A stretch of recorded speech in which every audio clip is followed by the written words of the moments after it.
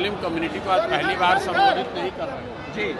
आज हम लोग जो मुस्लिम साथी जन स्वराज से पहले से जुड़े हुए हैं, ज़्यादातर उन साथियों के साथ संवाद था और संवाद बस इस बात के लिए था कि हम लोग मुस्लिम समुदाय का जो एक सवाल था कि मुस्लिम समुदाय तो पूरी तरीके से हम लोग जन स्वराज के साथ चलना चाहते हैं, हम लोग के अलावा कौन साथ में है।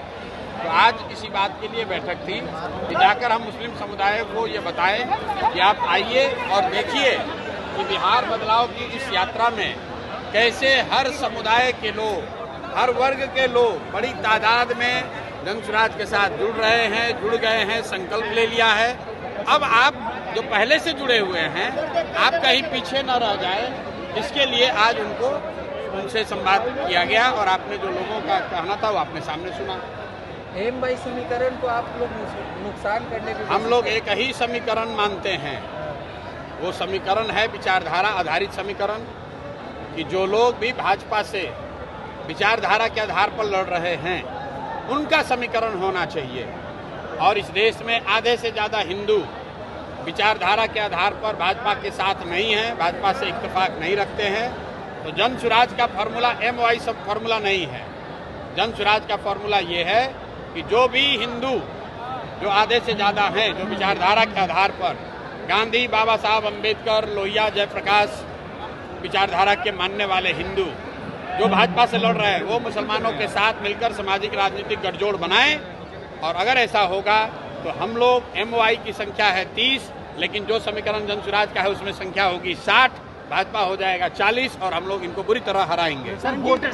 वोटर एडिशन डिलीशन को लेकर के राहुल गांधी, तेजस्वी यादव कल से बिहार की सड़कों पर रहेंगे सर। लोकतंत्र है, सबको अपना प्रयास करने का अधिकार है। हम 3 बरस से पैदल चल रहे हैं, वैसे उनको भी अधिकार है, वो भी अपना जाकर प्रयास कर सकते हैं, उसमें दिक्कत क्या है।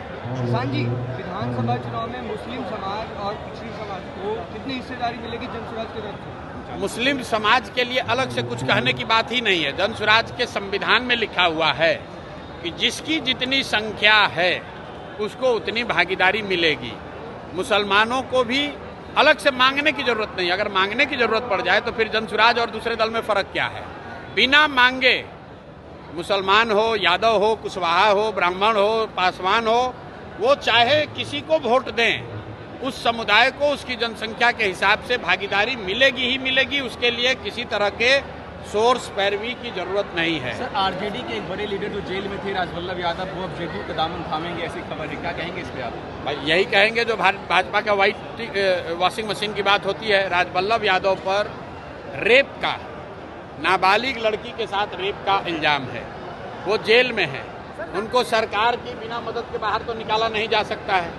लेकिन वहाँ नवादा में जो जदयू के नेता थे कौशल यादव, वो छोड़कर चले गए राजद में, और राजद वाला अब छोड़ कर आ रहा है जदयू में। तो यही बात तो हम बिहार के लोगों को बता रहे हैं, भैया वोट किसी को दो। यही 1250 परिवार का आदमी यहाँ पर विधायक सांसद बनता है। और इस बार बिहार के युवा ने, बिहार के लोगों ने तय कर लिया है कि इन 1200 लोगों से हम लोग का निपटारा करेंगे। वो किसी सिंबल, किसी दल से आए। इस बार जनता बदलाव चाहती है, अपने बच्चों के लिए शिक्षा और रोजगार चाहती है। मैंने यहाँ मुसलमानों को क्या कहा कि आप अपनी हक की बात मत करो। गांधीवाद ये है कि जब मुसलमानों की सुरक्षा की चिंता हिंदू करे और हिंदुओं की भलाई की चिंता मुसलमान करे, ये गांधी सिखाते हैं। मुसलमानों को अगर अपनी सुरक्षा के लिए बात करनी पड़े तो फिर राजद और जन स्वराज में फर्क क्या है। आपको अपना हक मांगने के लिए यहाँ आवाज नहीं उठानी है।